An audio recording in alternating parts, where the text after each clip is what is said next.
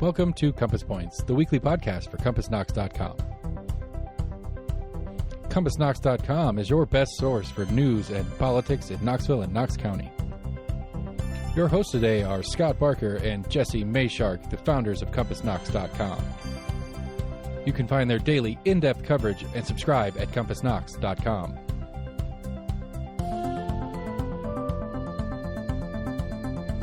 The Compass Point podcast is brought to you in conjunction with Almost an Agreement. Almost an Agreement is a layman's attempt to get a handle on the workings in government and politics that we deal with every day. Check them out at almostanagreement.com or subscribe for free on your favorite podcast provider. If you'd like to learn more about the topics discussed on today's podcast, go to CompassKnox.com and subscribe for in-depth coverage and much more.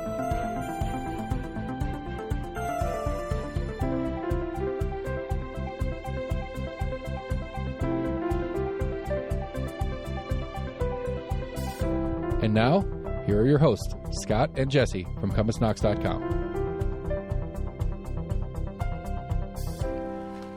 Welcome once again to Compass Points, the podcast about Knoxville news and events, brought to you by the fine folks at Compass, which you can find at CompassKnox.com. The fine folks behind Compass are me, Jesse Mayshark, and my friend, colleague, co-publisher, and co-everything, dishwasher, you name it, Scott Barker. How you doing, Scott? Doing great. How are you doing, Jesse? I'm pretty good. Feels like it's been a little bit of a long week, which is kind of funny given that it's actually been a short week. Well, yeah, it's you cram a week into 4 days, a week's worth of work. So that's true. By the time we get to Friday, we're kind of tuckered out. Yeah. I think the heat has been a factor too. Even going outside this week has felt like work. Yeah, the heat has not helped a bit. This has been it's hot, it's humid. You don't want to get in your car. The steering wheel is on fire when you touch it, and even if it's only parked for 15 minutes, it seems like it turns into an oven. So. Yeah, you pull into parking lots and like any available bit of shade is immediately absolutely. People go right for those. Well, we hope all of you out there have been keeping cool in one way or another. There was not a tremendous amount of sort of official government activity this week. Of course, we had the 4th of July on Monday, and there weren't really any public meetings to speak of. However, we did have a fair amount of activity of various kinds, which we're going to talk about. We will, in this week's interview segment, be talking to Phyllis Nichols, who is the soon-to-retire longtime head of the Knoxville Area Urban League. We're also going to talk about some recently announced changes, a bit of a shakeup in the City of Knoxville administration. We are going to check in, which we haven't done recently, on our COVID numbers. I don't know if all of you remember COVID. It is the pandemic that we're currently in the middle of. We had a little bit of a blow up in the 4th District School Board race that we'll talk about. And we're going to start out this week by talking about another blow up having to do with education, which really happened at the state level, but it has had a lot of local impacts and local reaction. And what that is Larry Arnn, who is the president of Hillsdale College. My guess is a lot more people in Tennessee know Larry Arnn's name now than they did a week ago. Hillsdale College, you may know or remember, is a small private Christian conservative school in Michigan that Governor Bill Lee back in February announced he was hoping to encourage to come to Tennessee and open up to 100 charter schools across the state. And Hillsdale College itself does not actually own and operate charter schools. What it does is it provides curricula and sort of varying levels of support to independent charter schools that kind of want to be affiliated with it. But what happened, and this actually happened the previous week, News Channel 5 in Nashville, Phil Williams, who I think we have to acknowledge is really one of the best investigative reporters in the state. It's a long track record. He's not just probably the best investigative television journalist in the state. He's one of the best investigative journalists, period. He's broken a number of major stories across the years. Numerous stories that have had a big impact on the state. And this is one of them. He came into the possession of footage of Larry Arnn, the president of Hillsdale College, appearing with Governor Bill Lee at a private reception, a private function, sometime in the last few months. And they were on stage together, and Larry Arnn made all of these very derogatory, dismissive comments about public education in general, public school teachers in particular, and also the training that public school teachers get at colleges of education. Yeah, he basically said teachers are people who are going into to teacher education are the dumbest students in the dumbest parts of colleges and universities. Right. You know, he just was very disparaging. And he said that he accused teachers of wanting to manipulate and indoctrinate students, and kind of all of these very sinister things that have become kind of talking points in some parts of the right, some parts of the, not universally, but some parts of the Republican Party in the last year or so. This idea that our schools are overrun with, sort of secret left-wing operatives in our kindergartens and first grade classrooms and so forth. And so he made all these comments, and it came out, and there was immediately a backlash. There was a rally here in Knoxville featuring a lot of teachers kind of saying they were very offended both by Larry Arnn's comments, but also by Governor Lee kind of sitting there on stage smiling while Larry Arnn was saying all these things and not protesting, not defending, his own state's education systems and teachers and everything. And remember, public education is actually the single largest part of the state budget. Like, this is a major function of the state. And a requirement in the state constitution. That's right. And Governor Lee did not make any statements, kind of defending all of those efforts at the state level, defending the state's teachers. So over the course of this past week, we had sort of a cascade of course, the first people who kind of came out and denounced these comments and the governor's sort of failure to stand up to them were school teachers. Then a lot of Democratic legislators. Here locally, we had a lot of Democratic candidates, both people running for school board, and not just Democratic candidates, some of the independent candidates running for school board as well. But it didn't stop there. We had some of our Republican state legislators, including locally State Rep Eddie Manis, Lieutenant Governor Randy McNally, yes. Speaker of the House Cameron Sexton, State Rep Jeremy Faison. A lot of people in leadership positions all came out, and some of them very forcefully pushed back against Arnn specifically. Some of them made more general comments, just kind of saying, we support teachers, but everybody understood what they were responding to. And Governor Lee did not do any of that. He after kind of not answering questions about this for a few days, he went on a talk radio station in Nashville, I guess you could say ideologically friendly forum for him there, and kind of waved it away and said, no, he wasn't insulting teachers, he wasn't insulting schools, he wasn't insulting our colleges of education, even though it very much sounded like that's exactly what he was doing, and saying, no, what he meant was this sort of like creeping left-wing influence in public education, which is an interesting thing even for the governor to say, because our state government has been under Republican control and pretty strong Republican control for a dozen years now. It's Republican, the curriculum set by the state, the standards set by the state colleges of education, all of these are under the purview of what has been a very strongly Republican government here for at least a dozen years. And so the implication that somehow our schools are being taken over by sinister left-wing forces is kind of interesting. And of course, the reaction did not stop at the K-12 level. It also carried over into higher education. Into higher education, because it wasn't just teachers who were offended at what Arnn said, but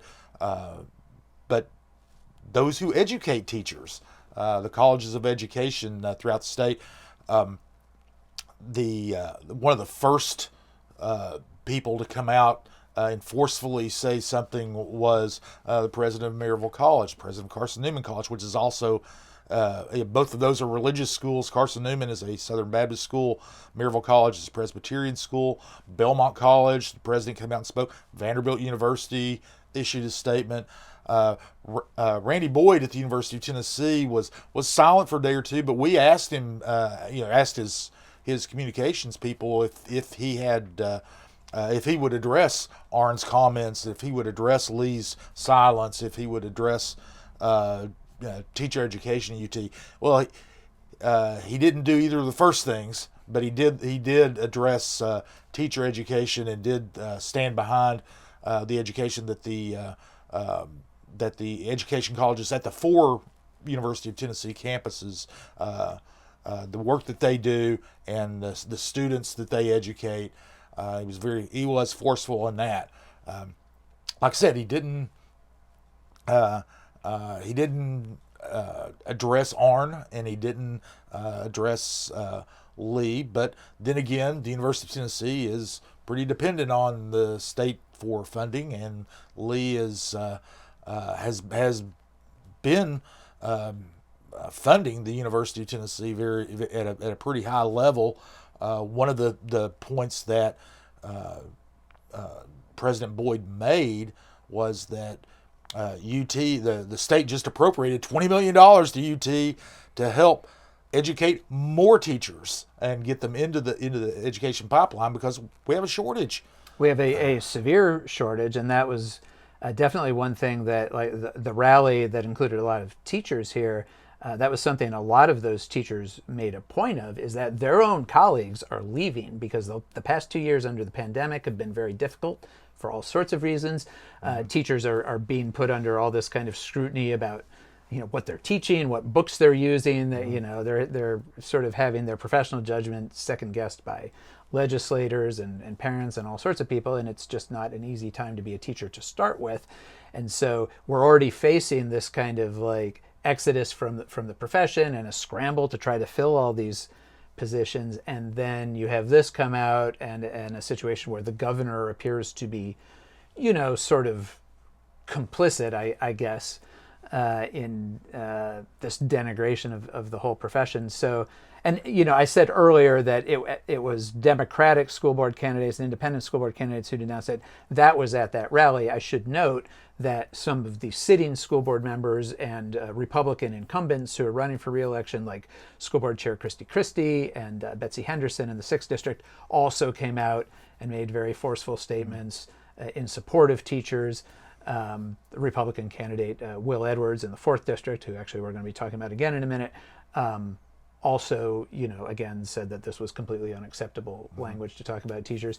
So I think that, the interesting, there's lots of interesting questions that come out of it, but one of them is this idea of Hillsdale and Hillsdale affiliated charter schools being able to come into Tennessee and kind of open up shop across the state. Has probably been somewhat complicated by this whole affair. I think it has been complicated. One of the things that Bill Lee talked about during his budget address was he did address the need for what he would consider better civics education and it is very much tied into Hillsdale College and their 1776 curriculum, which is I think it can best be described as an alternative civics curriculum that a lot of historians have. A lot of it was developed under former President Donald Trump as sort of a response to the New York Times' 1619 project to be a pro-American, patriotic gloss on American history. Yeah, but the idea that Hillsdale would be able to come in and establish charter schools and have their curriculum that would counteract the liberal creep into regular public education was very much evident in there, and also there could be echoes in the University of Tennessee's Civics Institute, which he also founded for much, basically the same reason. He thinks that he is against uncivil discourse and for traditional American political values, and that is thinks that that's lacking at the university level. So he got the legislature to fund the Civics Institute. One of the things about the Civics Institute is it's going to have an outside board of advisors. There's been some speculation Arnn might be one of those, or at least someone affiliated with Hillsdale. And we'll see. I mean, President Boyd is going to be appointing those advisors in the coming months, and it will be interesting to see if there is a presence from Hillsdale College there as well. Yeah, one thing we've already seen, there is a charter school starting down around Chattanooga called, I think, the Skill-Learn Academy, that was going to be a Hillsdale affiliated school and was going to use their curriculum. And they came out this past week in light of all this and basically said, we don't want to be in the middle of a political fight. Thanks, but no thanks, Hillsdale. We'll use another curriculum or figure it out or devise our own. So, I guess we'll see how all that shakes out. But it's an interesting case because I feel like a lot of this was kind of already known. I mean, Hillsdale is known as a very strongly, Governor Lee talks about left-wing intrusion into education. Hillsdale is known as a very strong right-wing ideological base. And I think that even though everybody kind of knew that, having this video where the president of the school is sitting there sort of so blatantly dismissing kind of all of public education really brought it all home to people. Yeah. Now, one thing, it's not only hard to be a teacher and to have all these controversies swirl around you. It's getting that way to run for the Board of Education as well. It's true. Yes, and we did have a little blow up of sorts in the 4th District school board race this week. I mentioned Will Edwards earlier. He's the Republican candidate. He's running against Democrat Catherine Bike. And the seat is open because the incumbent, Virginia Babb, decided not to run for re-election after the state said that these races could be partisan. She didn't want to run in a partisan race. She thought about running as an independent and decided that was going to be difficult. And so now we do have a partisan race in that 4th District. The 4th District covers a swath of West Knoxville from Sequoia Hills kind of all the way out to Bluegrass, including West Hills in there. And it's kind of a mixed political district. It leans slightly Republican, but it's probably one of our more purple districts. It's not an automatic slam dunk for anybody just because of the party they're affiliated with. And so what started happening over the last couple of weeks was voters who live in the district started receiving phone calls purporting to be voter surveys by a group identifying themselves as CCG Research, which we can't really find any record of that organization existing in Tennessee. And it started out by asking people their views on the race, but then it started asking questions like, would it affect your opinion of Catherine Bike if you knew that she favored defunding the police? That was one of the things it said. And this is what we call a push poll. It's something that purports to be a sort of fact-based research survey, but it's actually a campaign call sort of in disguise. And enough people reported receiving these calls that Catherine Bike came out and issued a statement and first of all said she does not support defunding the police. And apparently that was pegged to a couple of retweets on her social media accounts of various things. So somebody had kind of gone and scoured her social media looking for some specific things they could use against her. She demanded that Will Edwards apologize for this or retract it. I asked Will Edwards about it, and he said he doesn't know anything about it. He didn't even know these calls were happening until reporters started calling and asking him about it. and there's no reason to disbelieve him on that. And so what that means is that somebody else is doing this. And the interesting thing about that is it just shows the level of interest there is in school board races right now, I think across the state, across the country. Some other entity has gotten involved in a school board race in Knox County, and that could be any number of organizations. There are a lot of political action committees and nonprofit groups in Tennessee working at the state level to support things like charter schools, vouchers. Will Edwards is a supporter of charter schools. He's kind of neutral on vouchers because he says it's going to be something that will be handled at the state level. Catherine Bike is very skeptical of charter schools or anything that would divert funding away from traditional county schools. So it's certainly possible one of those organizations is involved. Nobody's taken credit or blame for it officially. But that's out there. So if you're a listener and you receive one of those calls, you might want to go to maybe Catherine Bike's social media, check out her statement about it, her response to it. But it just kind of shows you how intense the interest is, particularly in school issues right now. Yeah, the interest is intense. There are a lot of advocacy groups out there who would be willing to fund these kinds of efforts. So it's not it's not unexpected.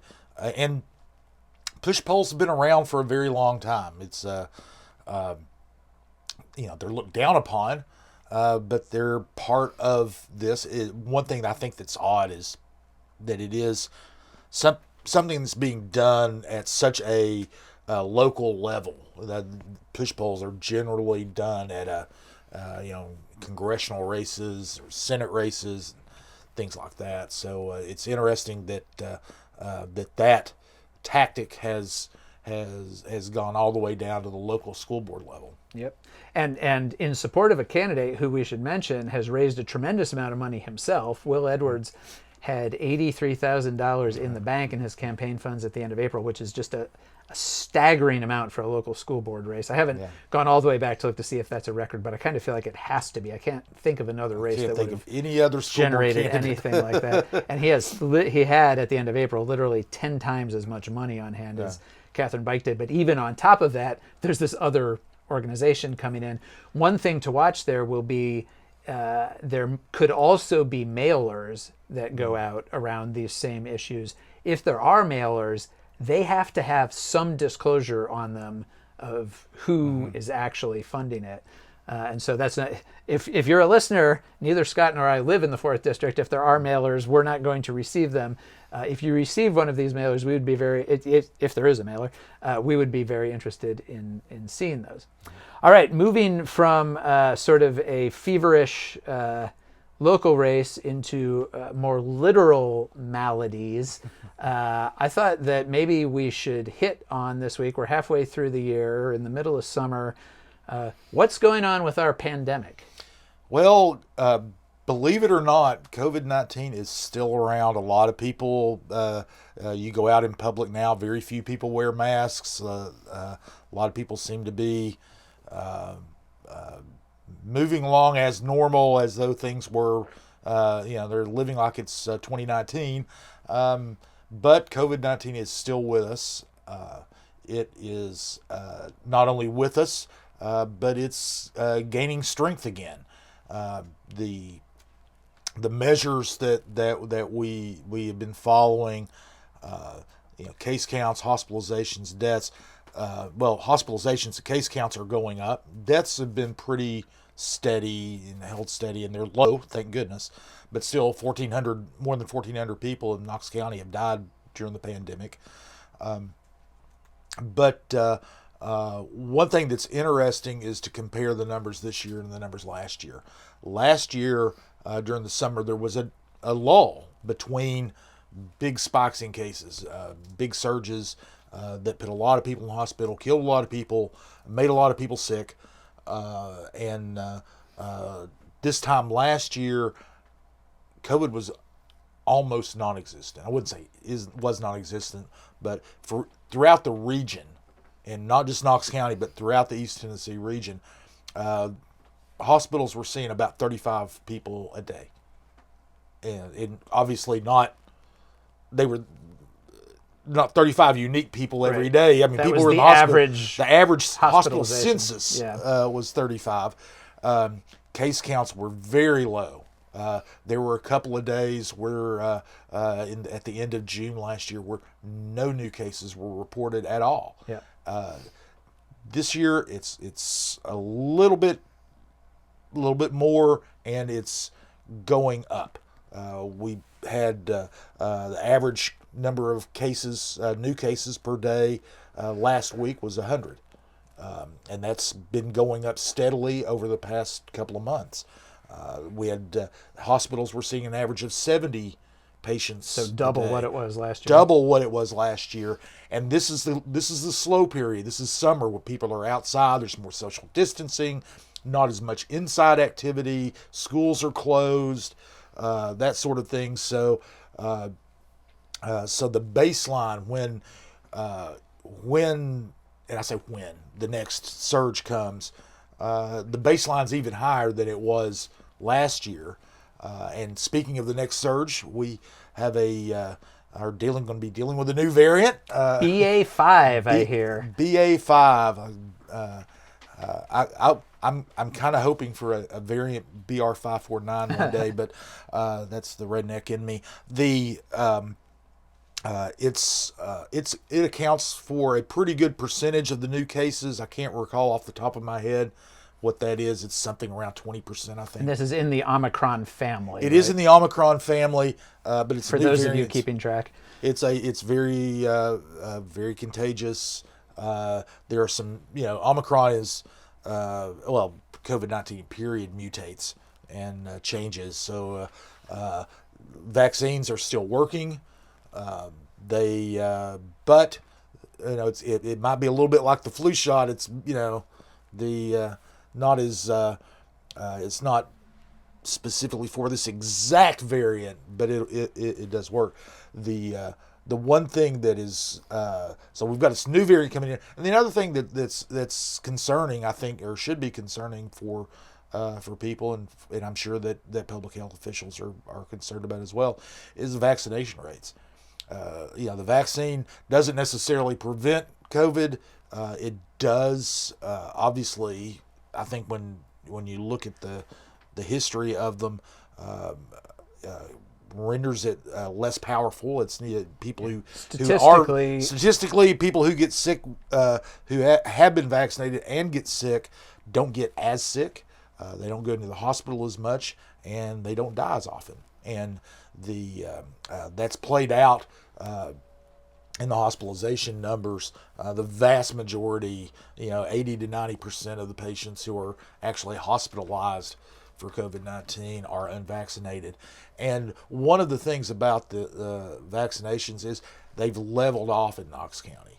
For the last 4 months, they barely budged. Been right around 59%. 59, between 59 and 60%. We still haven't hit the 60% mark yet, and they haven't changed. And so it looks like that is going to be there. So there is, essentially 40% of the population is unvaccinated, and we've got a new variant coming in.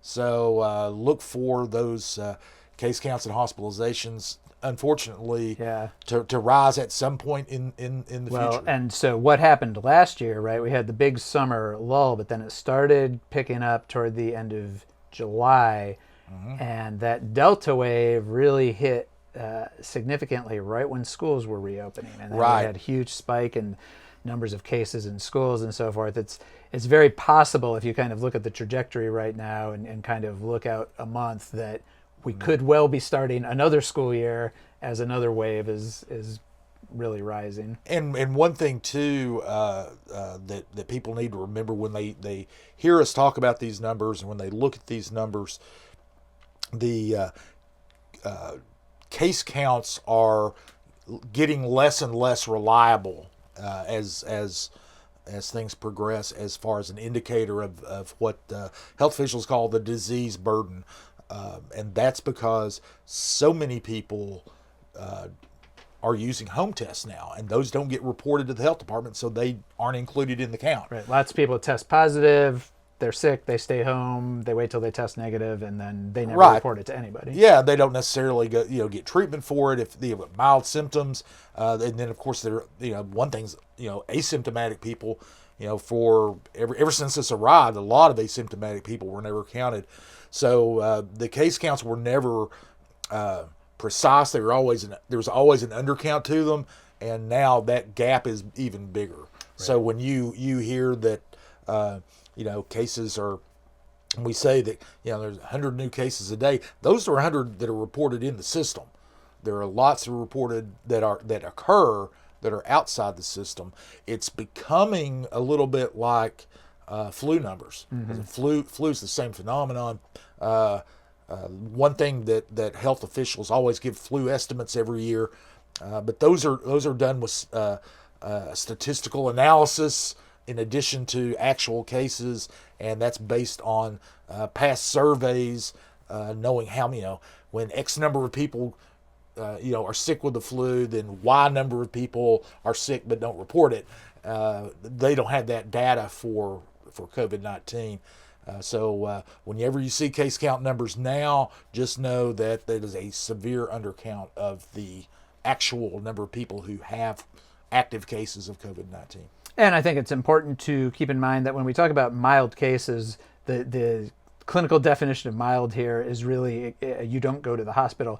Right. I have a couple of friends who are vaccinated, boosted, and have had COVID within the last month.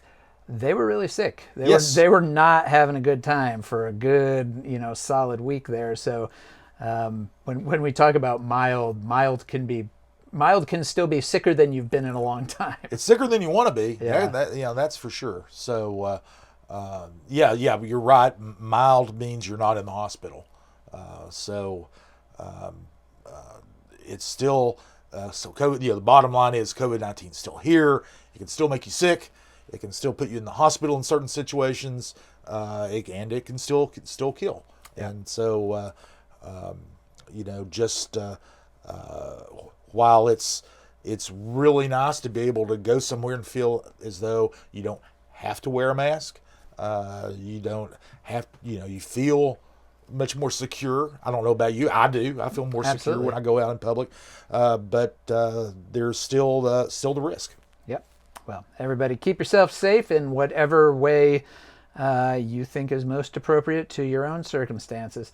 The other thing that I think we want to hit on is we did have some news right at the end of this week. Mayor Kincannon announced some changes in her administration. Yeah, her administration's been pretty much the same since she started. And there have been several departures announced recently. One in particular has prompted her to kind of do a little bit of a reorganization of the administration. And that departure is Stephanie Welch. She is the Chief Economic and Community Development Officer. And basically she has been in charge of economic development initiatives, working with companies who want, developers who want to have projects in the city, might need tax incentives and stuff like that, work with them.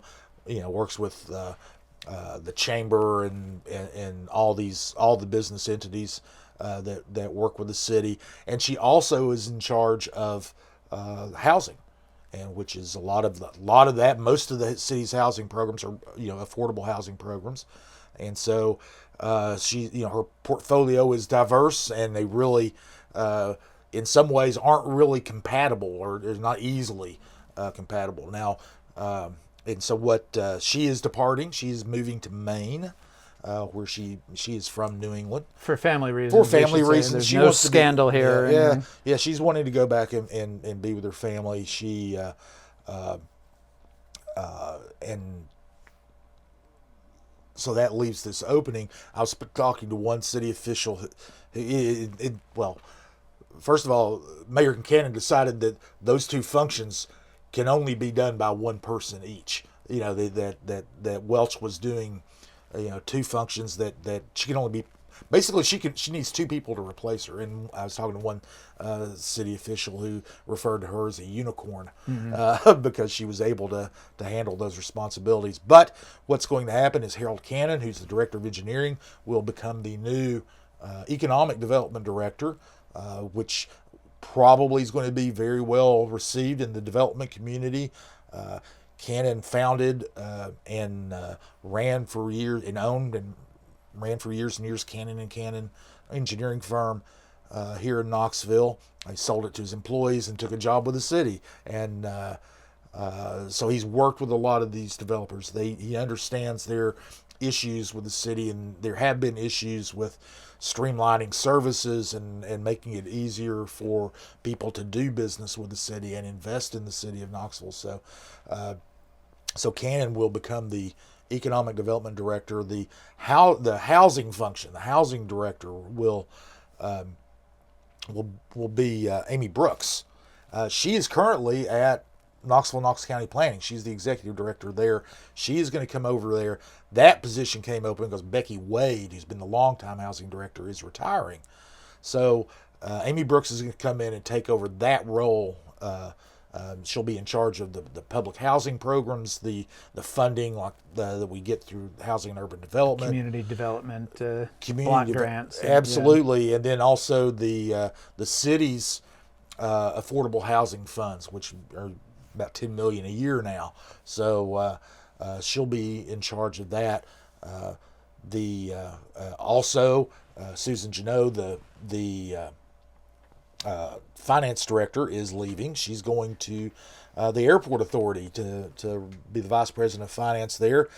Boyce Evans is going to be promoted in her space. That's really not a reorganization as much as it's just a new face that's going to be at the cabinet level with the mayor. There will be ramifications, throughout the city government and beyond with this. Obviously, Harold Cannon will need to be replaced as engineering director. And Amy Brooks will have to be replaced as the director of Knoxville, Knox County Planning.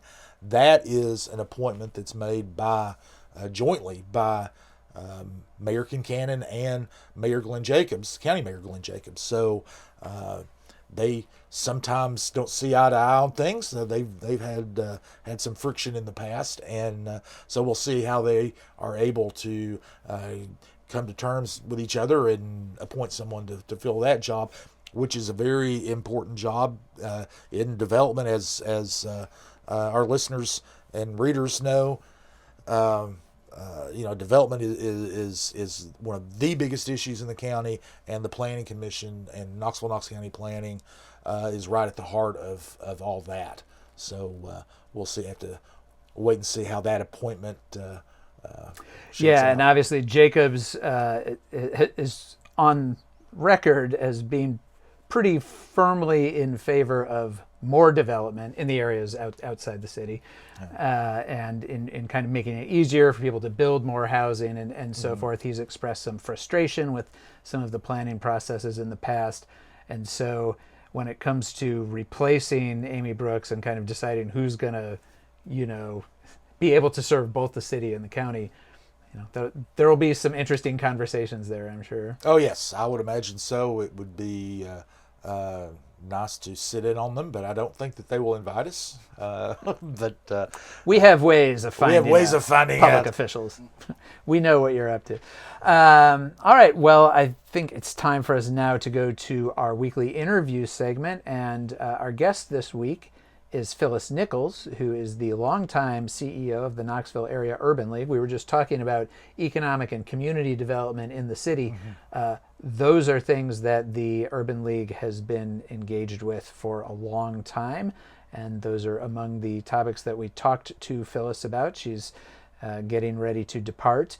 And just a note that we had a good long conversation with Phyllis because we had a lot of things to talk to her about. So what you're going to hear here is a somewhat abbreviated version of that conversation. We will also be posting the full conversation as kind of a bonus track that you will be able to find the same place that you found this episode. So let's go ahead and go to that tape.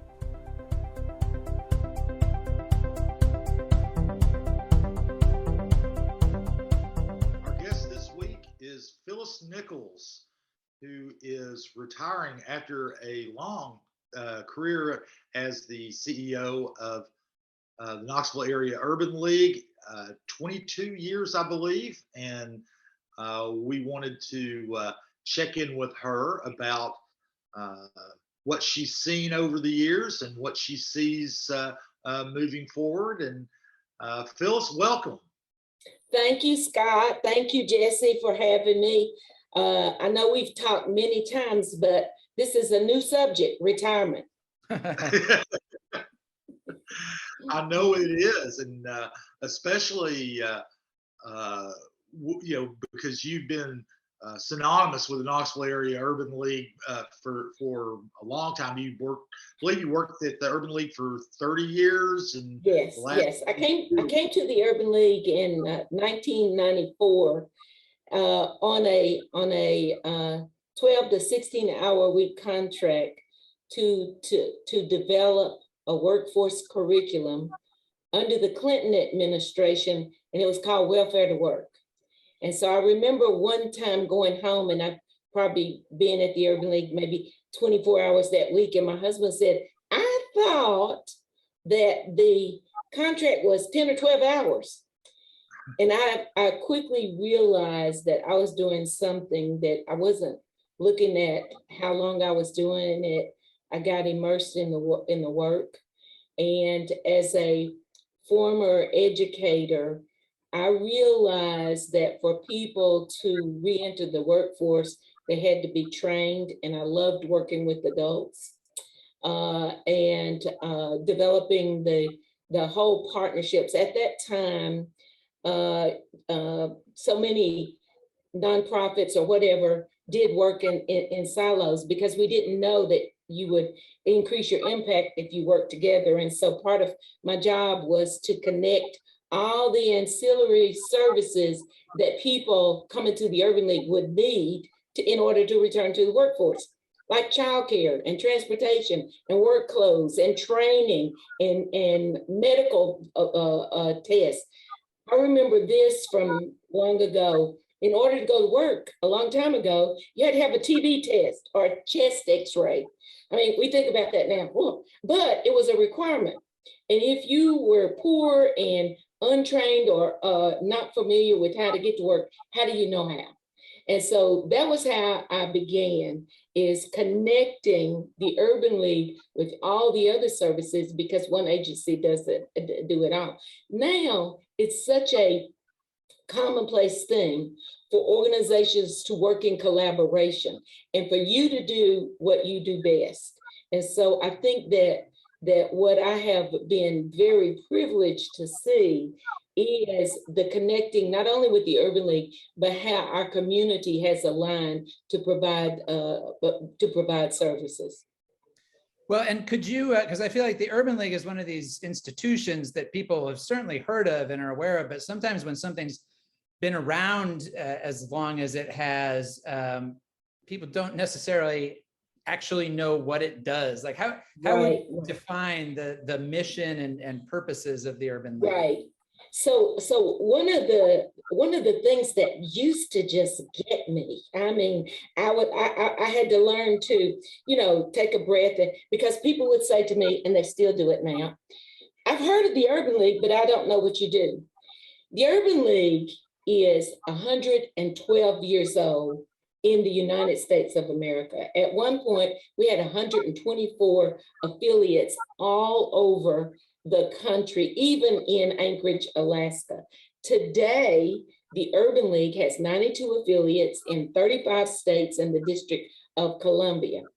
Within the state of Tennessee, we have Urban Leagues in Memphis, Nashville, Chattanooga, and Knoxville. But yet in Knoxville, people thought we were a lone organization that did a few things for Black people. And so one of my goals as the leader of this organization was for the community to understand that we are indeed a historic institution that started in 1909. and helped African Americans as they were migrating from the agricultural or agrarian South to the industrial North. And the Urban League was founded for this very reason. If you'd always worked in farming or whatever words I don't want to use, like plantation or whatever, and you went and there were opportunities for employment, if you've never gotten a job, how do you apply for a job? And if you had to learn those skills. And also, as you migrated, there had to be housing. And there were services that the Urban League provided, first in New York City, and then all across the industrial Northeast that happened and that became the basis of this historic institution. And we call it an institution because I have the privilege of sitting in the seat for a short time. Although my tenure has been longer than my previous 4 predecessors, I hope I didn't stay too long at the party, but it is an institution. It's an institution that is recognized throughout the nation. And my goal was to make sure that Knoxville appreciated the history and the impact that an organization like the Urban League has, but also our national network. We're not just a small nonprofit, we are part of a national movement to help historically underserved people move to economic self-sufficiency. And because we're a huge network, we have the support and we have resources and training that lots of nonprofits don't have. A big part of who we are is because of the support that we've had from our national organization and the collegiate work that you have across the movement. If I'm doing something here in Knoxville and I have a question, I can call my sister organization in Chicago because they've already done it. Or I can call my organization in Baltimore or numerous places across the country to get support and help. And because we are a movement, we are not in competition. We are in concert. We are moving together. So that's one of the best things about urban leagues is the network and the movement that we represent. One of the things that that you emphasized was helping individuals obtain the skills they need and to get jobs, move into the economic mainstream. One of the recently, a lot of the discussion surrounding that has kind of shifted, at least in my awareness, to wealth building, and talk about how first of all, is that a faulty impression of mine? But secondly, talk about the difference between helping an individual get a job and helping families build wealth. Thank you for that question. It's the one, cut me off if I get too long, because it absolutely is paramount to what we are trying to do. The Urban League is a HUD certified housing counseling agency. We were the first nonprofit in the state of Tennessee to earn that designation in 1974. We were first focused on fair housing, and we also address redlining. The Urban League works to remain relevant. So what we did training people in 1968 when we first started in 1988 and 98 is not what we do now. And around housing, we know two things. The easiest way for a family to start accumulating generational wealth is through ownership of property and homes. And we know that because of the great foreclosure crisis of 2008, African Americans, followed closely by Hispanics, lost the family wealth and equity that they had put into being homeowners. Why? Because these groups were most susceptible to subprime lending. So we hit that first, and we went through that. Now we are on a mission to build back home ownership as a way to build generational wealth. Generational wealth. There are all kinds of reasons as to why over the last 30 and 40 years that the Urban League is in that. And one of those was a lot of the barriers that were put up that prevented African Americans from getting GI loans when they returned from the military. It's historical, okay? So rather than go back through all of the reasons why we are focused on it now, that's because when we did move a generation into home ownership, far too many of our African Americans lost homes and faced foreclosure. Now we're building back, but we're doing this two-pronged. One is, if the goal is to create financial wealth, you have to have financial stability. And what we do at the Urban League, it used to be called financial literacy. Adults say, well, if you're going to give me, if you imply that I need financial literacy, you're implying that I'm illiterate. What we are doing now is we are doing coaching and we're doing financial education, okay? And when we say coaching, we have a lot of people who may have the means to pay a mortgage, but they don't have the means to do insurance and maintenance and all those other things. So in the financial education piece, all of the aspects of financial coaching comes into being a homeowner, getting the broader view, not just I can make the monthly payment. It is much more than that. An educated consumer is a better consumer, and then those who will not be back into subprime lending or whatever. So even last year, even during COVID, the Urban League had 300 people in our first-time homebuyers class, meaning people who were interested, but we had 112 who actually bought homes. That's really good, 112 people.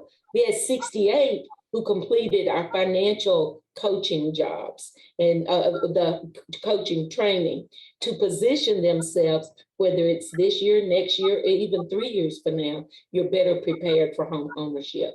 Not only to achieve it, but to retain it. Yeah, another avenue to building wealth is business ownership as well.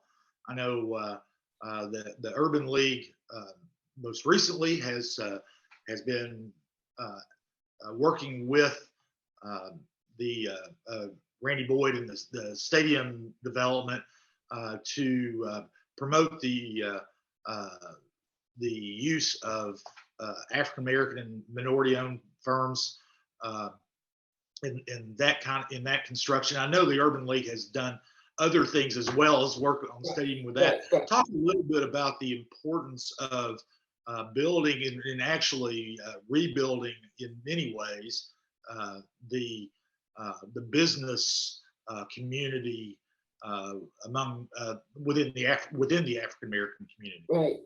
So one of the things I want to say is, in this endeavor with the multi-use stadium project, the Urban League was building upon the work that we had been doing since 1986. That's when we began training with minority contractors, doing both micro lending and lending to help African Americans get procurement contracts and to establish businesses.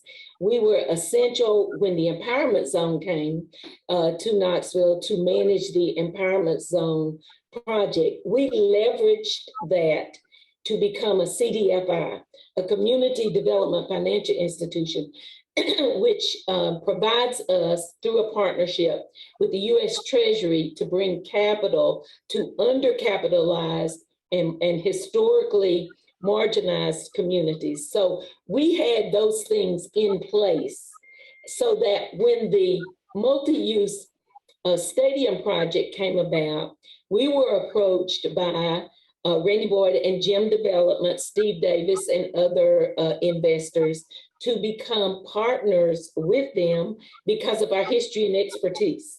And so a lot of people think that that just came out of the blue. Those investors looked at what we had been doing and how we could enhance those efforts to do three things. The Urban League is engaged in the project in three ways. Number one, to get small minority businesses, especially those that are focused in East Knoxville, to be engaged in the stadium project. What we have done with that is it's a huge project, and a lot of small businesses may not have the capacity to bid or compete. Well, our strategy was to either team or partner or help build that capacity so that people could compete for those bids. And so since January of 2021, the Urban League has had numerous technical assistance for businesses to make sure that they have license, bonding, all those kinds of things. But we've made connections, which is one of the things that we got from our survey that was equally as important. If I have a 5-member team, it may not give me the capacity, but if I partner with others, then we develop a group that can compete.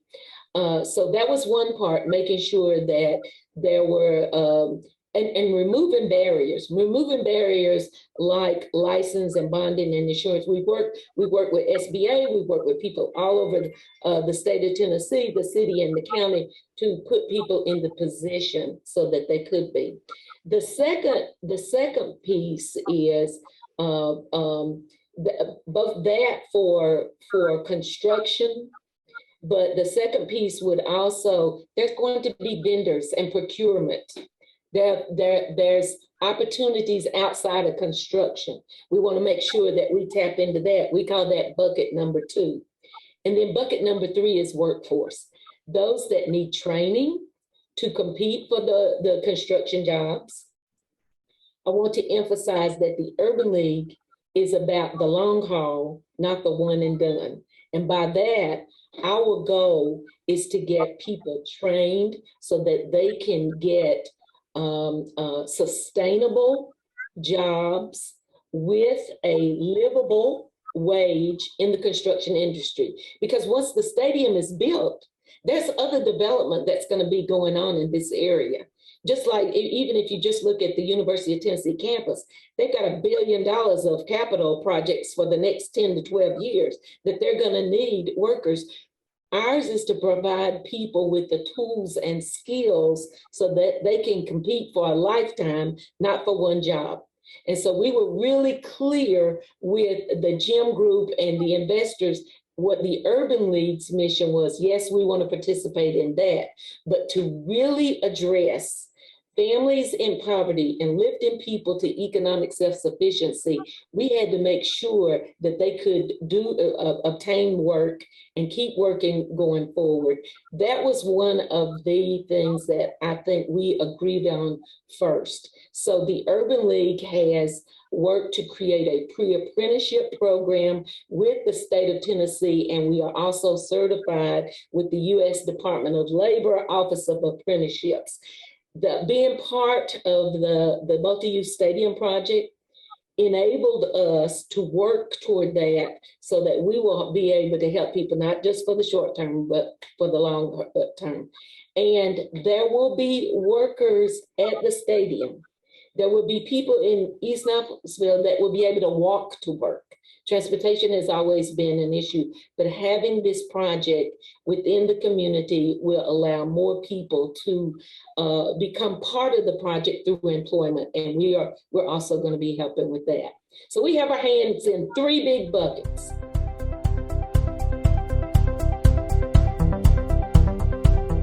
All All right, thanks again to Phyllis for joining us and being generous with her time.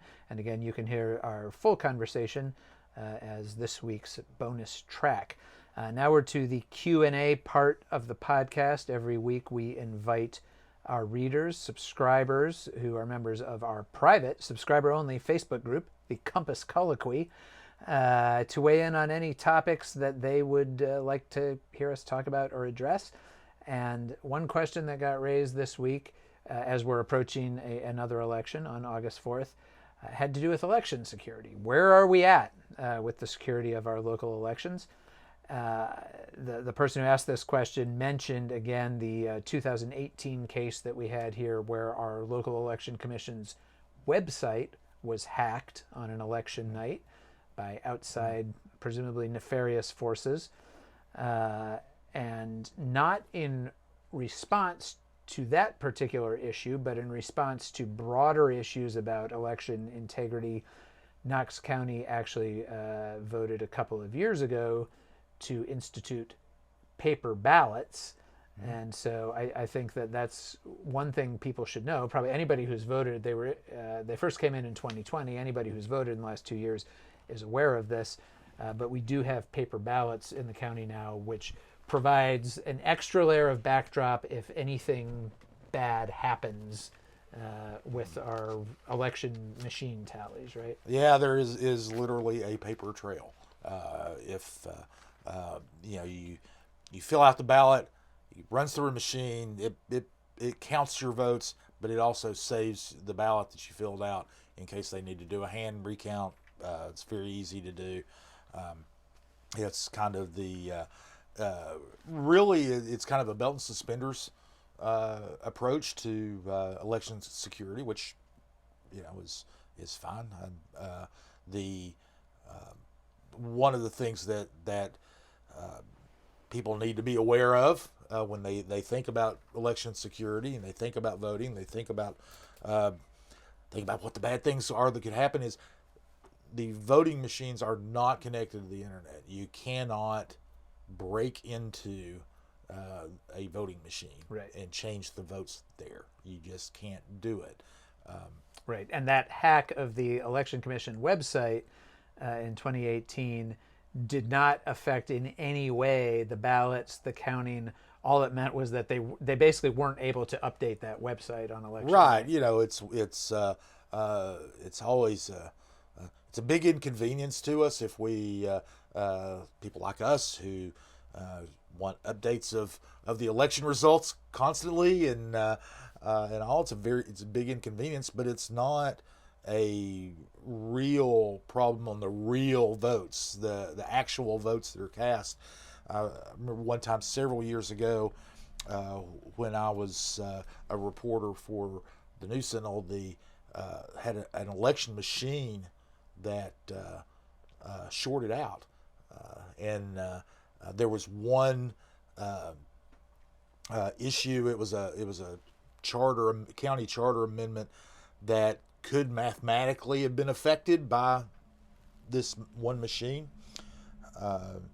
So one of the things was they had to go try to retrieve the votes, and so I got to see up close and personally how they did it then. This was before they had the paper ballots. Now they just take the stack of paper ballots and count them. But it was interesting. Went to a computer contractor there. They took out the board and used a soldering iron and got in there and with not only the media there, but both political parties were there and all kinds of officials were there.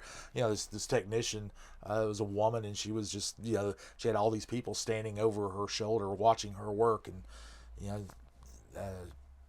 she's usually doing something like that all by herself for 8 hours a day. But they were able to retrieve the chip, and it turned out to be a very small pin that had fallen out and shorted it out. But they had redundant measures there, right. Even before paper. Even before paper. So there are redundant measures in the computers that do the tallying. There are redundant measures because they use paper. And again, these machines aren't connected to the internet. There's no way for a hacker to be able to hack into a machine, and even though even hacking into one machine isn't going to, probably, most of the time wouldn't affect the outcome of the election, but they can't hack into one. They can't hack into enough to make a difference. They can't even hack into one. Right. Yeah. So as early voting starts next Friday in Yes. the August 4th election, you can be pretty secure that your ballot will be counted, and if there are any questions about it, there are ways to double check, triple check. We do have of course, our local election officials will tell you that our elections were already very secure even before paper ballots, but with paper ballots, obviously there's that whole extra level of security there. So speaking of next week, we do have a couple of things coming up. The school board will hold its monthly meetings. They're having their monthly work session Monday and their voting session on Wednesday. Both of those meetings are at 5 p.m. in their new boardroom, which it gives the address of Summer Place. But I keep telling everybody, if you want to actually go to the meeting, you enter off of Walnut Street there and walk in sort of across from where Wall Avenue comes in. Not a super action-packed school board agenda. There are a couple of interesting things on it. They are going to be revising, several policies actually, but one that stands out is, you may remember the state legislature this past year, speaking of pressure being put on teachers and school personnel, passed this law saying that all materials in all school libraries have to be visible and reviewable to parents and the general public.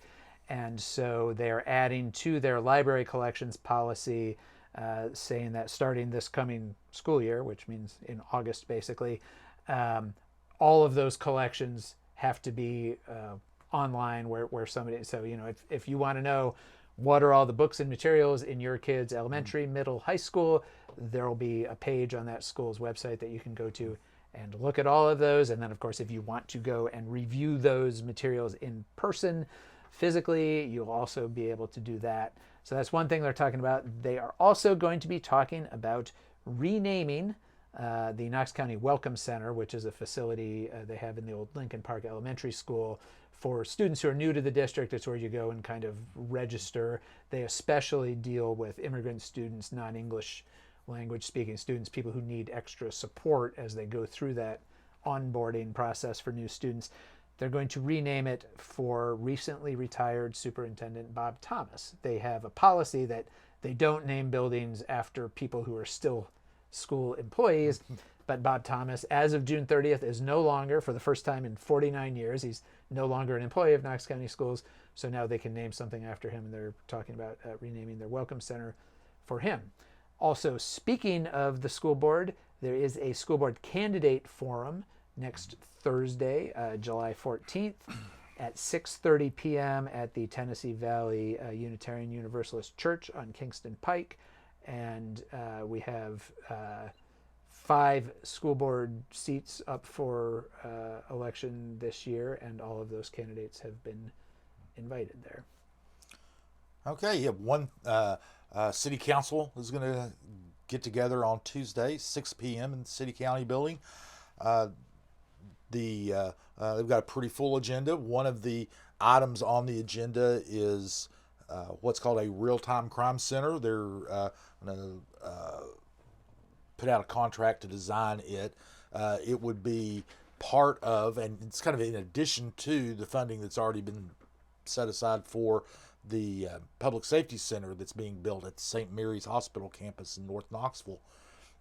But the real-time crime center, the idea is to have video feeds from all across the city come into this one location, and where police department officers and civilian employees can watch what's going on in the community in real time and be able to dispatch officers in response more quickly if they see something happening. This one of the long-term looks at this would be installing cameras in the downtown area, for example. You can also tap into existing networks like KCDC's network at public housing communities in the city. You can also make deals with private companies. If, say, Westtown Mall wanted to be part of it for their parking lot, they could certainly have their feeds go into this location. It's one thing that that other cities have done. It's a pretty high tech thing where you're looking. It's basically all these TV screens all over the place, big screens, little screens, screens everywhere, where technicians can sit there and watch. And as I said, the goal is to be able to dispatch people when someone's breaking into a car at Westtown Mall's parking lot, or someone is breaking into a store, or there's an altercation going on somewhere. They can, if they can see it, they can dispatch officers to it. And other cities, Chattanooga has a system like this. They report that there are faster response times. The city's wanting to do that. Of course, it also brings up questions of the surveillance state, Big Brother. I was just going to say that. It'll be interesting to see if we get pushback from any of our civil libertarians. There is, one of the things is legally, it's okay to do that. There is no expectation of privacy when you're in public. If I want to take your picture as you're walking down the sidewalk, I can. I can take your picture as much as I want to. You might not like it. You might hate me. You might want to come and take the phone out of my hand and crush it. But I've got the right to do it, and you don't have the right to keep me from doing it. And so that it's legal. Now, is it desirable? I think that there are a lot of people who kind of get the heebie-jeebies thinking about the police. How it could be used. How it could be used, and just the idea that the police are watching you. I think that's... well, and of course, with so many private security cameras these days too, both in commercial businesses, and a lot of people have, the Ring cameras on their home doors. It's between all of that and the fact that everybody's walking around with smartphones now, which all have video cameras on them, you kind of have to assume that you're under surveillance of some kind almost anywhere you go in public these days. You're on camera all the time. It's a show, and you're the star, and you're on all the time. And you're right, and I think that and I don't know this because I haven't really talked to a lot of younger people about this particular issue, but it may be a generational thing too. People who are my age, I'm a little more advanced in age than a lot of folks, and it's a little creepy to us to know. It's creepy to know that there's a surveillance camera anywhere. When I walk in, I look up and I see the little blue ball hanging from the ceiling. I'm kind of going, oh man, I'm being watched. But I didn't grow up being watched. Now you have people in their 30s, 40s who have grown up being watched, and it's not as starting with the nanny cam. Cam, yes, and so there may be a generational thing going there as well, but I'm sure that there will be some pushback from civil libertarians, and also anyone who thinks that the police unfairly target groups. I think that there may be some civil rights groups that are concerned, if not outright opposed to this, because in fears that the African American community, for example, would be targeted by more cameras there than there would be in whiter parts of town. So we'll see how that goes. This has kind of been in the works for a while, and so it will be integrated into the whole public safety complex system in North Knoxville. Another thing that they're going to be talking about is the Alcoa Highway corridor study, corridor plan that they're going to vote on adopting. It is kind of a plan for development in light of the state's reconfiguring of Alcoa Highway. I have tried to avoid Alcoa Highway as much as possible in the last couple of years because of this traffic. I always try to avoid And Alcoa Highway. it's well, and it's one of those things that the state has gone in and tried to make it about as good as you can make Alcoa Highway be. They've got new frontage roads, taking businesses off the direct access to Alcoa Highway, and one of the things that the plan addresses is business development, because Alcoa Highway gets a huge volume of traffic, but businesses rarely have thrived because it's so hard to get. It's so hard to get on in and off, out. If you've got to really want to turn left off Alcoa Highway and do that. So, and that's one of the issues is you've got all this volume of traffic, but nobody gets off Alcoa Highway to go to these businesses. But then when you get off Alcoa Highway, there aren't that many people who actually live there. So the businesses actually look at, especially national businesses that look at demographics and all, they look at that and they say there aren't enough rooftops to rely on local business.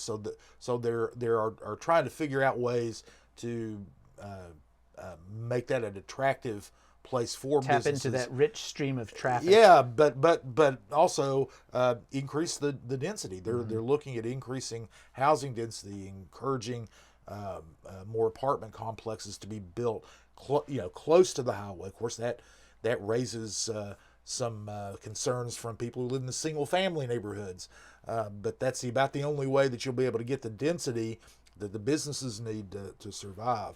And then there's some unintended consequences of that. If you have greater density there, it might not be a big deal on Alcoa Highway, but for instance, Maloney Road, where these people send their kids to Mount Olive Elementary School, goes through a one-lane underneath a railroad overpass. There's only one lane, and it's already hard to get through during school hours, and so there's some other infrastructure needs. So it's one of those things where you address one infrastructure issue, it causes another one or exacerbates another one. So they'll be looking at that. See what the conversation about those items is in this coming week, and probably talk about it on next week's show. And then we also have planning commissions coming week, right? Planning commissions coming up. They always have a very lengthy agenda, and you can pick all kinds of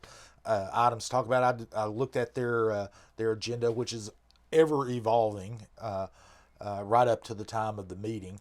But there are a couple of things from South Knoxville.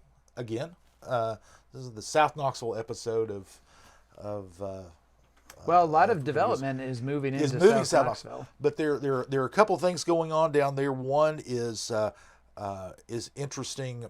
The Kendora Marble facility, the old showroom building is there. The Aslan Foundation owns it.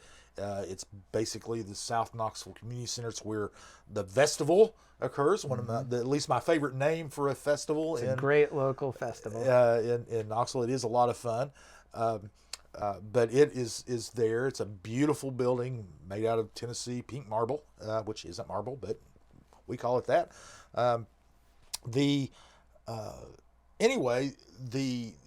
It's fine. It's on the National Register of Historic Places. It's recently beautifully renovated. Renovated, beautiful building. Well, there was more to the marble works than just that building. Right behind this building is the marble works themselves, the industrial part, the blue collar part, and the owners of it want to rezone it to be for heavy industrial use.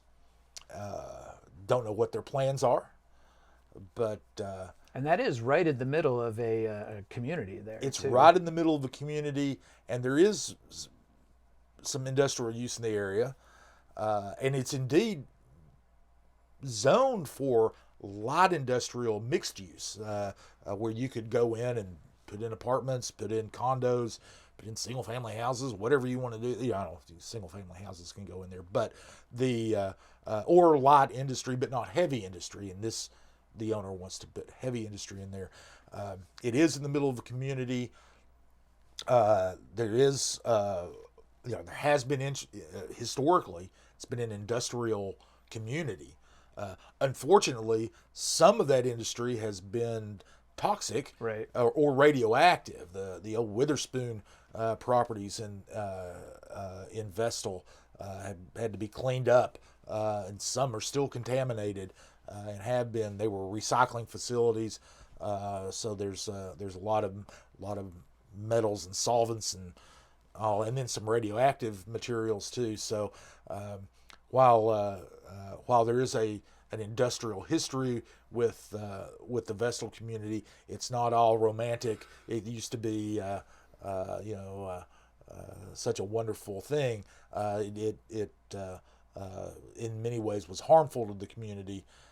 But I'm not implying that the owners of this would do anything like that. But nevertheless, they are wanting to make that a heavy industrial site. The Planning Commission staff has recommended against it, and so we'll see. And it's right by this beautiful historic building, so it'll be interesting to see what the discussion is on next Thursday when they meet. They meet Thursday afternoon at 1:30 in the City County building. And there's one other South Knoxville project that is going in that's been it's kind of been lingering on, and there's been some contention about it, and it's a redevelopment of the old Griffin School in South Haven area of South Knoxville. So, another one of these older schools that was it's really nice looking from the outside. A lot of neat architectural features when you look at it. And there's a developer that wants to redevelop it. The neighbors have been up in arms about it because it is right in the middle of a residential area, and so there's been some back and forth. But the developer has been talking to the area residents and has made some changes to the plans. This is going to be affordable, or not affordable housing, but workforce housing for the most part, and multi-family housing. So it's basically going to be apartments. And they were going to build 5 new buildings to go along with the school building. Now they've cut that down to 2.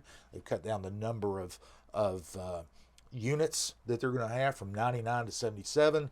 So they have been working with the community. I don't, one of the things that we'll see is how much community opposition remains, and there probably still will be some, and also see how that balance is that the Planning Commission needs to or often has to address, and that's the needs of single family neighborhoods and the need to have higher density developments because of the housing situation that Knoxville and Knox County found themselves in. Sure. Well, lots of action in South Knoxville. We'll Yes. follow up on all of that next week. And one note about that, I am planning to be out of town next week, so I will probably be calling in from a distant location. But we'll see. Trip plans, travel plans these days are always tentative. So Well, that's true. I'll be calling in from somewhere. All right. Well, have a good weekend, and we'll talk to you all next week. Welcome to Compass Points, the weekly podcast for CompassKnox.com. CompassKnox.com is your best source for news and politics in Knoxville and Knox County. Your hosts today are Scott Barker and Jesse Mayshark, the founders of CompassKnox.com. You can find their daily in-depth coverage and subscribe at CompassKnox.com.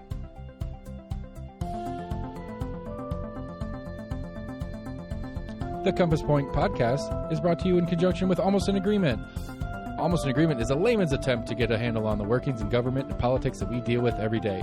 Check them out at almostanagreement.com or subscribe for free on your favorite podcast provider.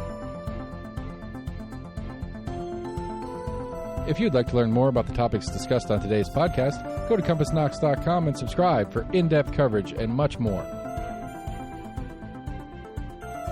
And many thanks to William Wright for composing our theme song.